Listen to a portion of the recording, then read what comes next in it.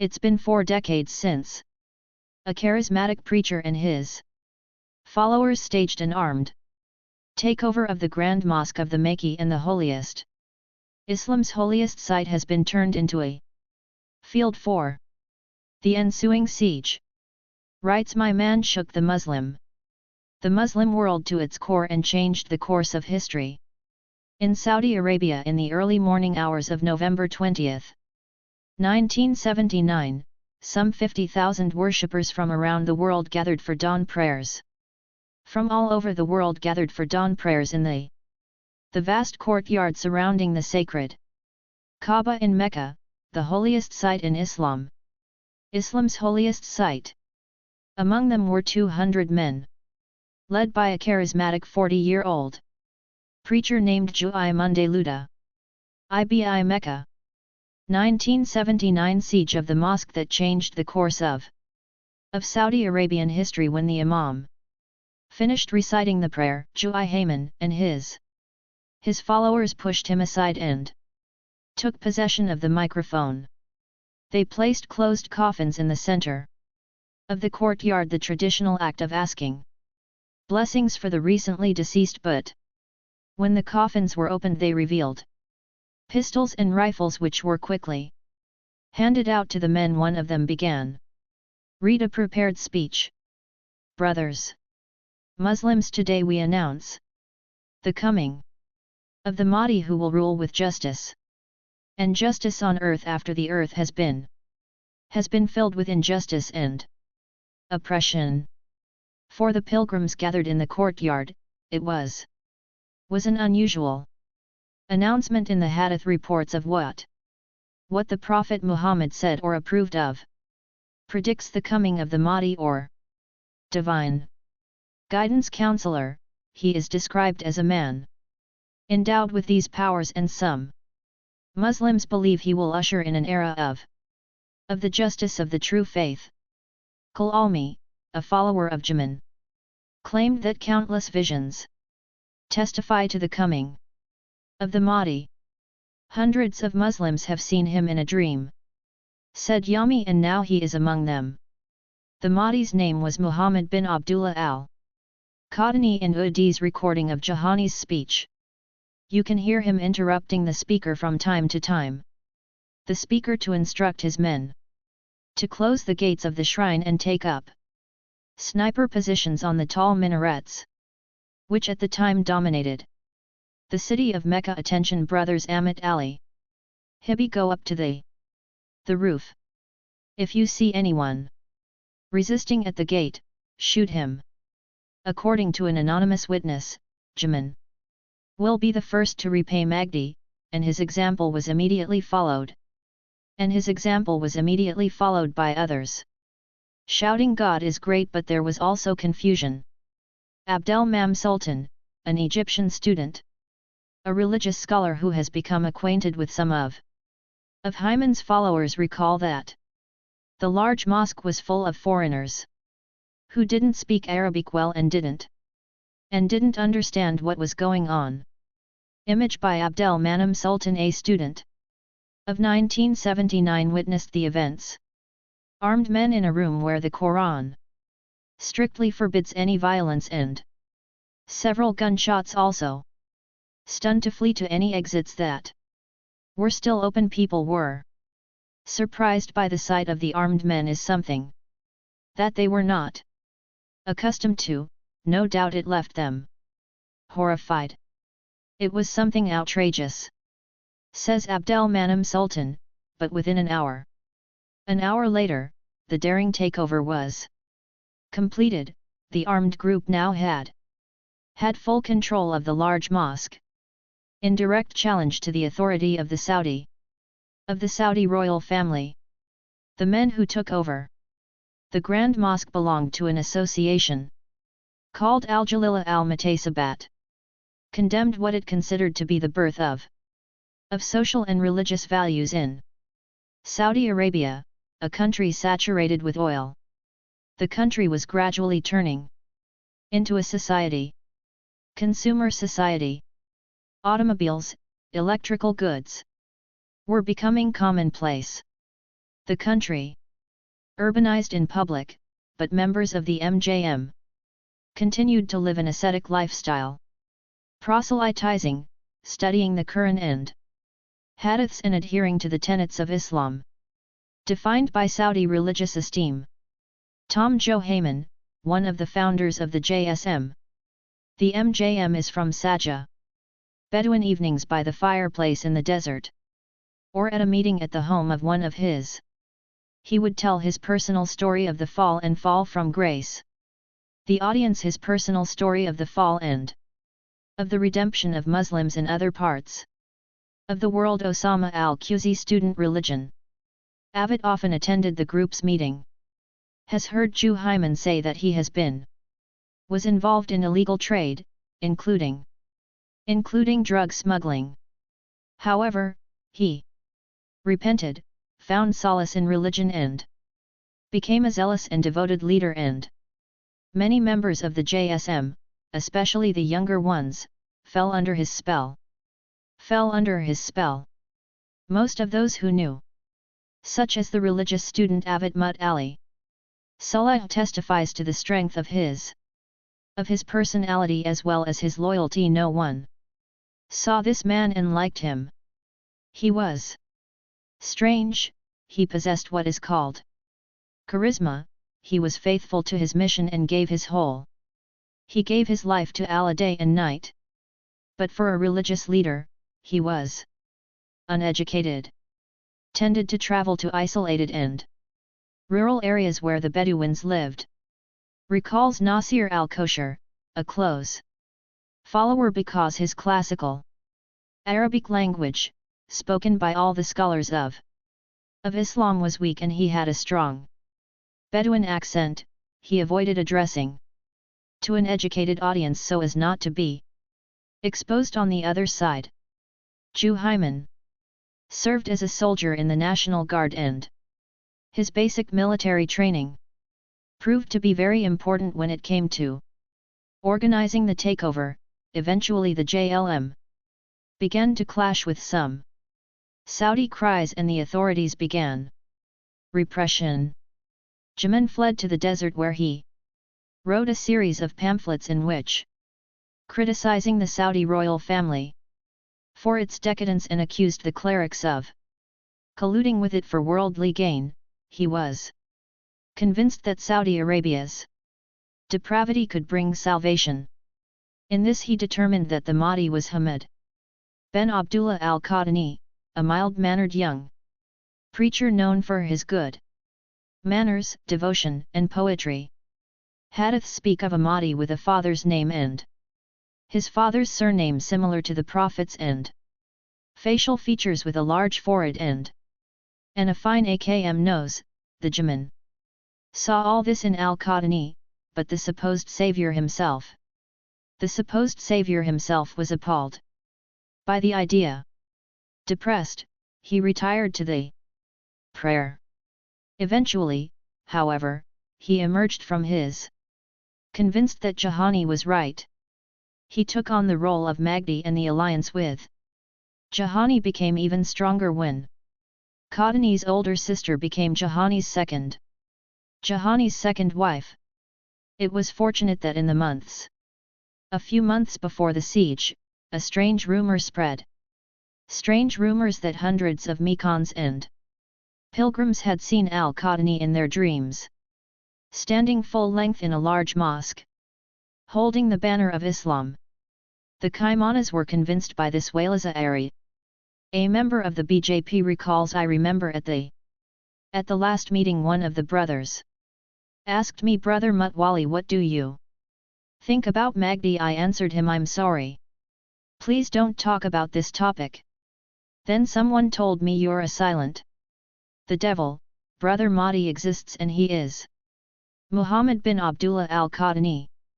In the remote areas where he found the refuge of Juhayman and his followers have begun to prepare for the coming violent. The Saudi leadership has reacted. The Saudi leadership reacted to the seizure of the large mosque.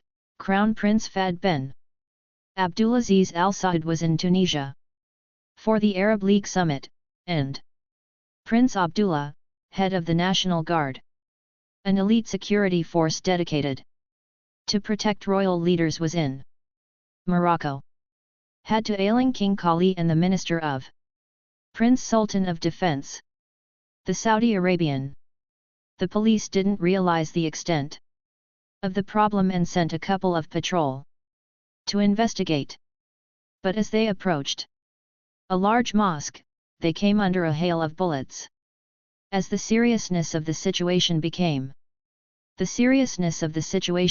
apparent, National Guard units began a successful attempt to regain control of the flowers. Images. Alami Mark HMB is a political officer of the political section of the U.S. Embassy in Jeddah and one of the few Westerners who were aware. Says the attack was brave but naive. They were shot down immediately. He says the marksmen had very good weapons, Belgian rifles. Very good caliber rifles. It became clear that the rebels had planned their attack in detail, and that they would not be easily dislodged. A house was set up around the large mosque. A security house was set up around the large mosque. An armored units, according to a religious studies student Abdel Main Ima Sultan, who was inside. The clashes intensified in the afternoon on the second day. I saw artillery fire aimed at the minarets. I saw constant helicopters hovering in the air as well as military planes, he recalls. Mosque is a huge building consisting mostly of galleries and corridors hundreds of meters long surrounding the courtyard of the Kaaba and built in 2 stories over the next 2 days. For the next 2 days, Saudi units launched frontal in an attempt to gain entry, but the rebels repulsed wave after wave of attacks. Despite the fact that there were severe cuts in numbers and weapons, Abdel Manem Sultan recalls that Juhayman looked extremely confident and relaxed. When they met that day near Abba, he slept for half an hour or 45 minutes. With his head resting on my leg and his wife stood next to him. She wouldn't leave his side. He said the rebels had built fires of carpets and rubber tires, which made the smoke.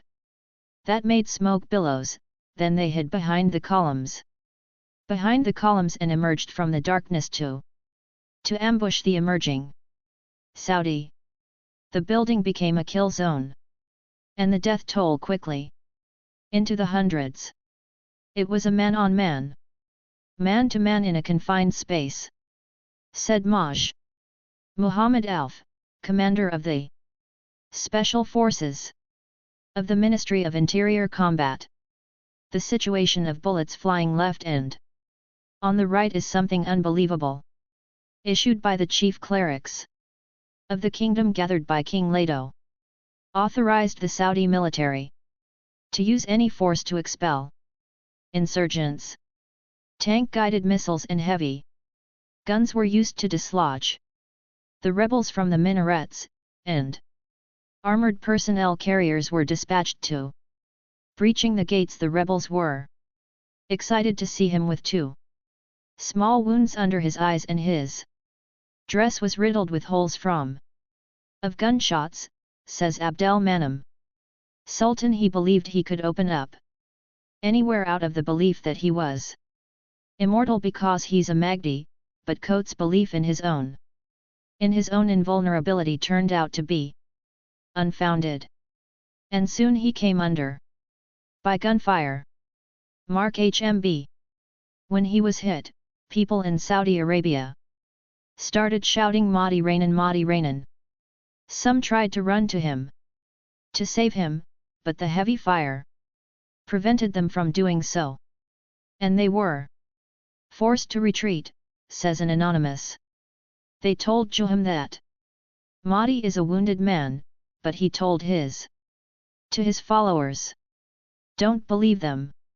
It wasn't until the 6th day of fighting that the deserters' Saudi security forces managed to take control of the courtyard of the mosque and the surrounding buildings, but the remaining rebels simply retreated into a labyrinth of hundreds of rooms crawling beneath the underground, convinced by women's conviction that the Mahdi was still alive and somewhere in the building. Now, however, their situation was: we were surrounded by the odors of the dead and rotting wounded, says an anonymous. An anonymous witness says, at first there was water, but then it was rationed. Then we ran out of dates and they started eating balls of raw dough. It was terrifying. It was like being in a horror movie. It was like being in a horror movie. The Saudi government issued one communiqué after another declaring victory, the lack of prayers being broadcast to the Islamic world. Talk about something else. The Saudi insurgency deeper and deeper into the catacombs. Deeper and deeper into the catacombs, it became clear that the Saudi government needs help to capture the leaders alive and the siege. They turned to the president. Valéry of France, our ambassador, told me that it was obvious that the Saudi forces were very disorganized. How to react, says Giscard d'Estaing in an interview with the BBC, confirming for the first time the role, France's role in this crisis. Image of Valéry Giscard d'Estaing: I thought it was dangerous because of the weakness of the system, its unpreparedness, and the consequences it could have on the world oil market. Of France discreetly dispatched 3 advisors from the newly created counter-terrorism GIN was to remain secret to avoid any criticism of Western interference. Western interference in the affairs of the Islamic homeland, the French. The team checked into a hotel in the nearby town of Taif, where a plan was devised. A plan to exterminate the rebels. The cellars were filled with gas to make the air unbreathable. The image shows the French team Paul Riel left to get to the basement.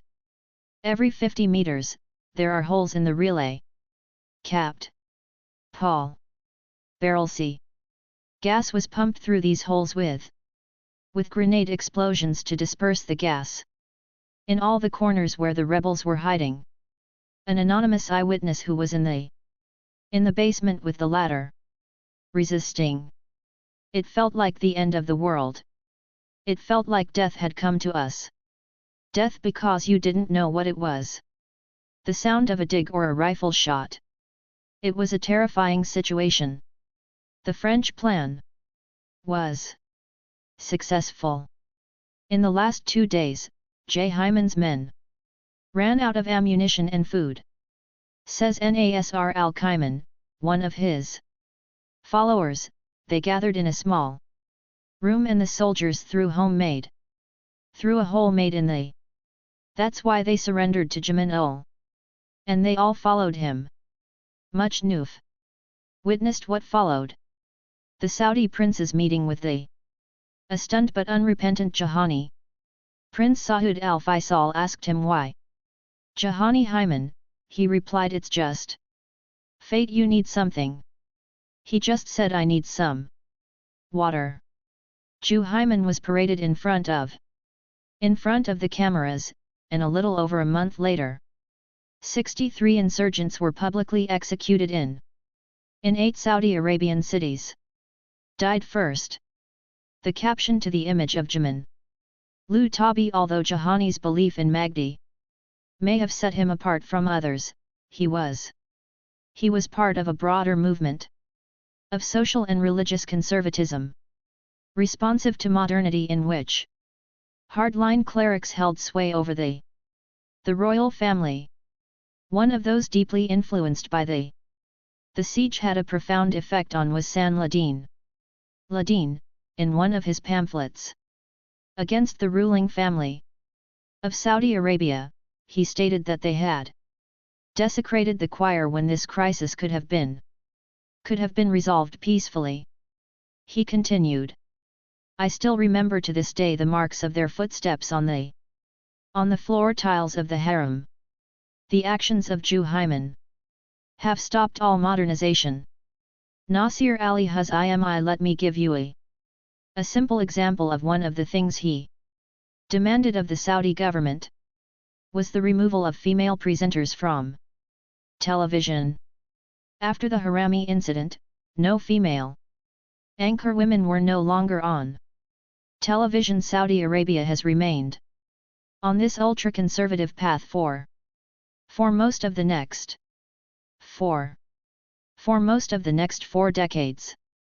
Only recently have there been signs of insulated. In a March 2018 interview, Crown Prince Mohammed bin Salman stated that until 1979, we lived a normal life like the rest of the Persian Gulf countries.